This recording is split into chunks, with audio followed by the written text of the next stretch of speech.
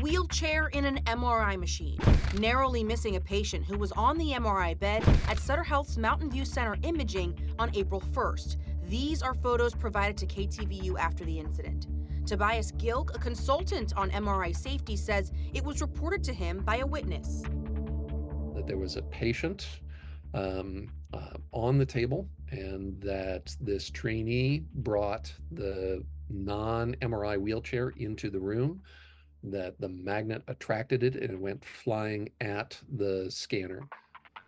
Gilk says there are standard practices and minimum training information for people who work in the MRI environment. My frustration comes out of the fact that these are almost 100% preventable through existing best practices. And Dr. Stephanie Tan, a radiologist in Canada and MRI expert, says she believes safety protocols were not followed. It's not standardized anywhere, not in the States, not in Canada, not in Europe either.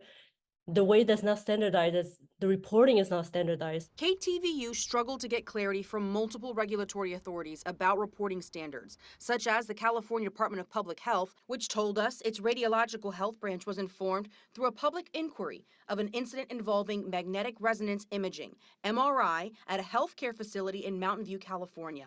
However, because MRI is outside RHB's jurisdiction, RHB referred the matter to the California Medical Board for follow-up. The California Medical Board told us to ask CDPH because it does not, quote, oversee these types of medical offices.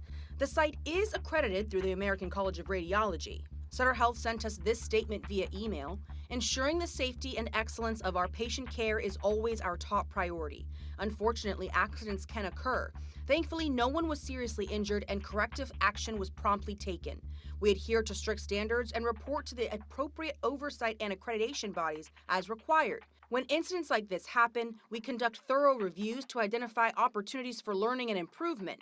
We take safety very seriously and are consistently enhancing best practices to support our patients and team members.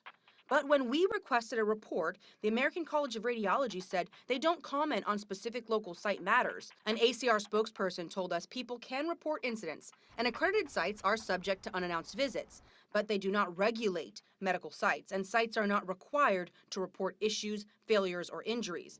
But this is just the most recent in a string of potentially dangerous incidents.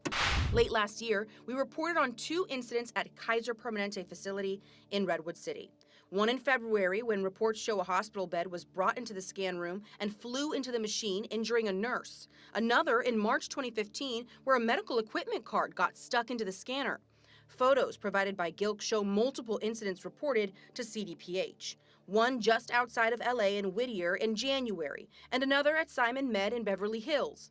And back in 2016, at a facility in San Diego, an elderly man died after an MRI incident. And while fatal incidents are rare, radiologists say the number of failures are on the rise. It's kind of expected that it's a problem because there's an increasing number of MRIs being performed every year. We're up to 30 million in the States. Gilk says there should be an agency which standardizes reporting and enforces consequences. I think that there's an obligation on the part of the state, one form or another, to make sure that, the citizens of the state of California, when they go seeking healthcare, that they are assured some minimum levels of quality and safety. Consequences and corrective action were not disclosed in this case, but in other cases, the state has issued fines to medical facilities that have failed to provide a safe environment for patients and staff. In Mountain View, Crystal Bailey, KTVU, Fox 2 News.